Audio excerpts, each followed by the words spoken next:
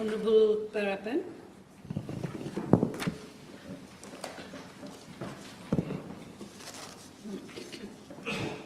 Madam Speaker, it is with great humility and a deep sense of responsibility that I address this esteemed assembly for the first time.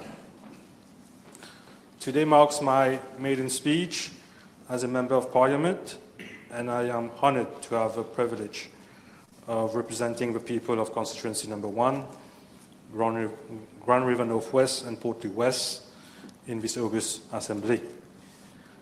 I rise today to speak on the second reading of a special allowance bill. While the general elections held on the 10th of November 2024 may be behind us, the commitments taken during the electoral campaign are still very much alive. It is worth remembering that the promise of a payment of a 14th month did not feature in the electoral manifesto of Allowance du Changement when it was presented to the public on Tuesday, the 29th October 2024.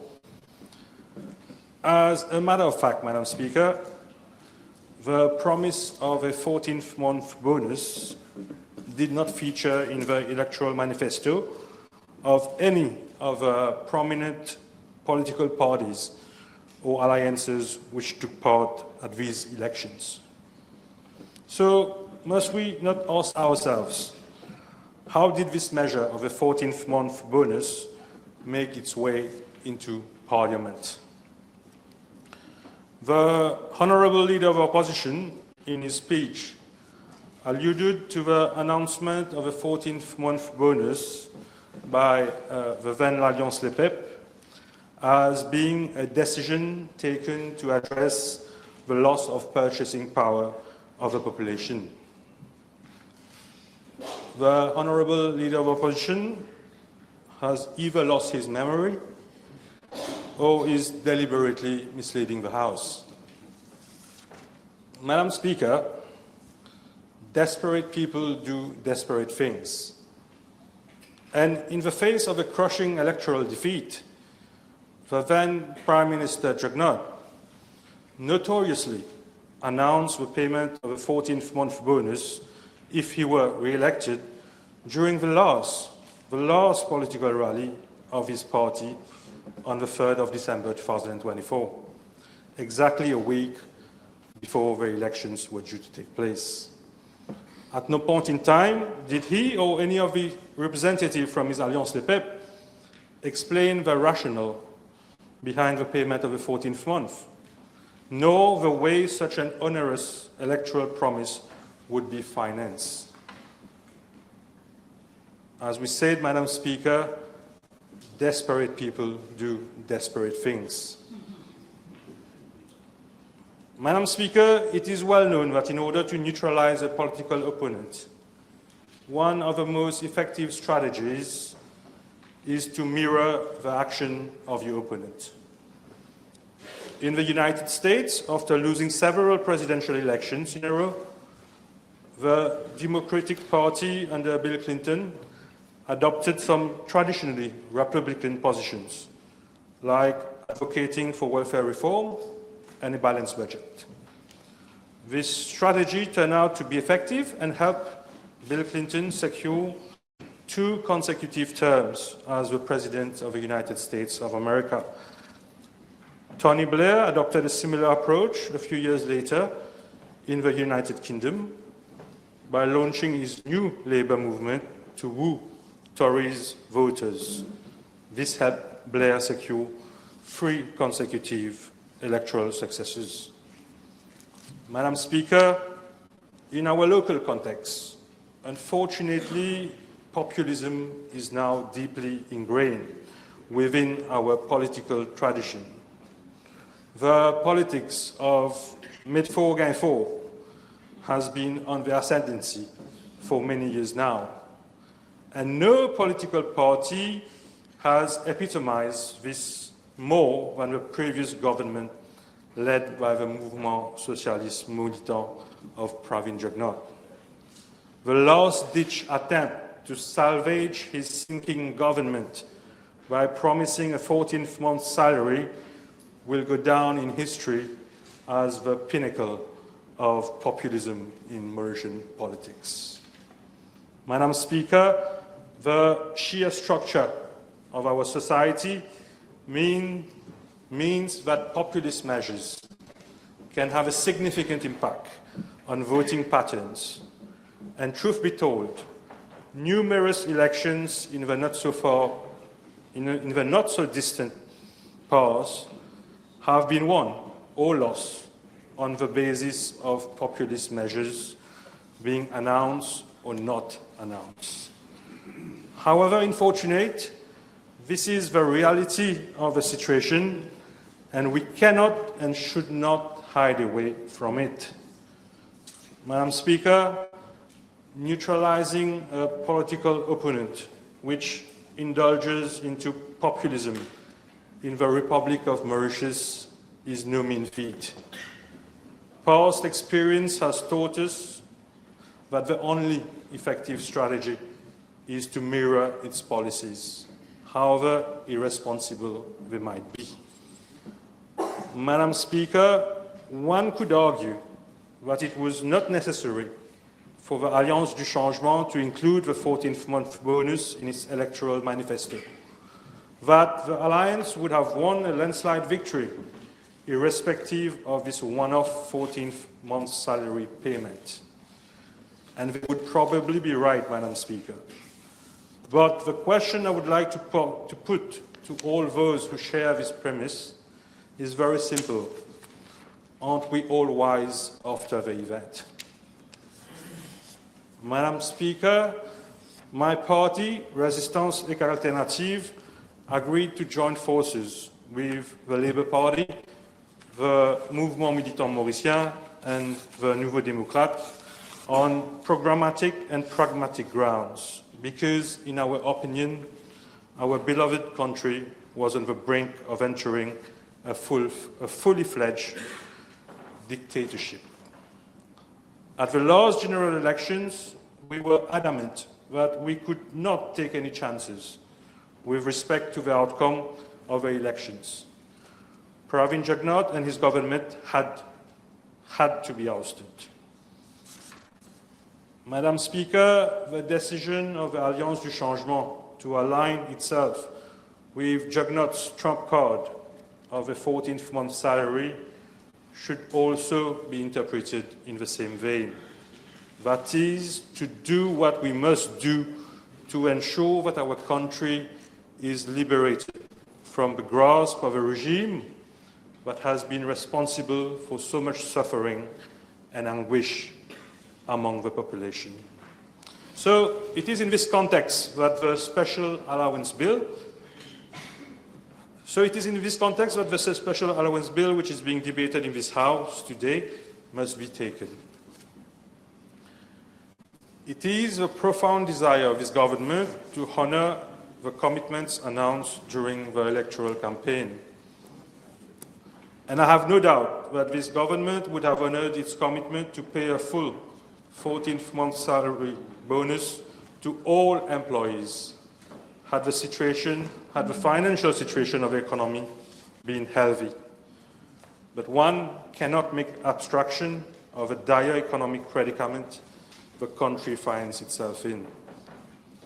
In his State of the Economy address on the Tuesday, the 10th of December 2024, the Prime Minister and Minister of Finance painted a very gloomy picture of our economy. As an economist and the economic spokesperson for Résistance et Alternative over the last 10 years or so now, I was more than convinced that the previous government was cooking the books and hiding the real true economic situation from the population. But I must confess that I was appalled by what was revealed in this very House about the state of the Mauritian economy. The term politique de terre brûlée is very much appropriate in light of the destructive policies implemented by the former government. In light of a report on the state of the economy, it would have been hugely inappropriate for this government to proceed with a blanket 14th month bonus. Not only would it have severely impacted our level of public indebtedness, but it would have sent the wrong signal to the outside world. A country's sovereign rating can be likened to an individual's reputation. Once one gains a bad reputation, it can take years or even decades to make up for it. Rating agencies like Moody's rank countries across the world and typically distinguish them between two categories: investment grade and non-investment grade. As stated by the Honourable Minister of Labour, Honourable Houghton, those countries with a non-investment grade status are also known as junk-rated countries, and they typically face harsher financing conditions. Mauritius managed to attain an investment grade status over the years owing to its cumulative economic progress and manageable public debt levels. However, after 10 years under the stewardship of Pravin Jugnauth, the country is on the brink of losing its investment grade status and being moved into junk category. The threat is very much real. Such a downgrade would spell trouble for our economy, especially for some important segments of our financial sector. Madam Speaker, the decision not to award a 14th month bonus to those earning more than 50,000 rupees per month has nothing to do with supposed pressure from employers, as alluded by the Honourable Leader of the Opposition. If the previous government had not ransacked the coffers of government, a blanket 14th month bonus would have been paid to all. As a responsible government, we must do everything we can to convince international rating agencies that we are still worth an investment grade rating. This will not be an easy task, but it starts with the special allowance bill today. With respect to devising the right criteria upon which someone would be eligible and someone would not be eligible, there can never be a perfect formula. Each formula will come with pros and cons. The eligibility criteria decided by this government has been a means-tested one. As such, 90% of the working population earning the lowest basic salaries will be eligible to a 14th month bonus. Yes, Madam Speaker, 9 out of 10 Mauritians who is recognized as an employee under the laws of a republic will be receiving a 14th month salary. And this is a highly commendable effort by the government given the difficult financial situation the country finds itself in. That said, I feel it is also important to take note that inflation has been so rampant in recent years in Mauritius that there has been a generalized impoverishment of all households across all social classes. As such, several citizens who find themselves in the bracket of salaries not eligible for the special allowance feel that they have been unjustly excluded and that they too deserve some sort of gratification.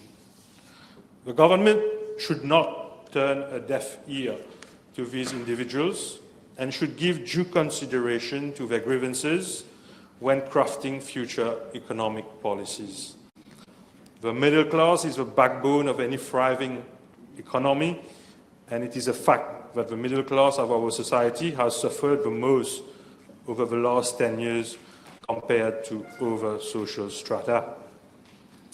Madam Speaker, it is also worth mentioning the one-off nature of this special allowance given to employees, to eligible employees. In no way should this bill be considered as an integral part of the economic policy framework of this new government. Its non-recurrence means that its impact on the economy and society will be short-lived. All stakeholders must take good note of this, including the beneficiaries themselves, the non-beneficiaries, as well as the private sector. It is also highly appreciable that the special allowance has been broken down in two tranches, one payable in December 2024 and another one in January 2025. This will allow the mass of money to flow into different sectors of the economy and provide a broad-based economic impetus. The self-employed community, though not a direct beneficiary of the 14th month bonus, stands to gain indirectly from this measure, as their business activities will likely flourish on account of increased consumption. As such, consumers should be encouraged to support the local economy as far as possible. To conclude, Madam Speaker, the economic and financial legacy of the previous government is well and truly catastrophic, and it will take a lot of discipline and hard work to put the country back on the rails of progress and prosperity. Given the precarious situation the country found itself in, it could have been justified to walk away from the promise of the 14th month bonus. But the special allowance bill shows the commitment of its newly elected government to make good on its sectoral promises, in spite of the challenging economic circumstances. Madam Speaker, this government has been given a clear mandate to improve the economic situation of the population. And while the 14th month bonus will certainly alleviate the financial constraints of households over coming months, it would certainly not prove to be a long-term solution. It is high time that we move from the illusion of progress to the reality of progress. As such, the true barometer of economic progress will be the forthcoming structural and fundamental economic reforms which will be put forward by the Honourable Prime Minister and Minister of Finance in the next budget. I thank you and all Honourable MPs for their time and attention. Thank you.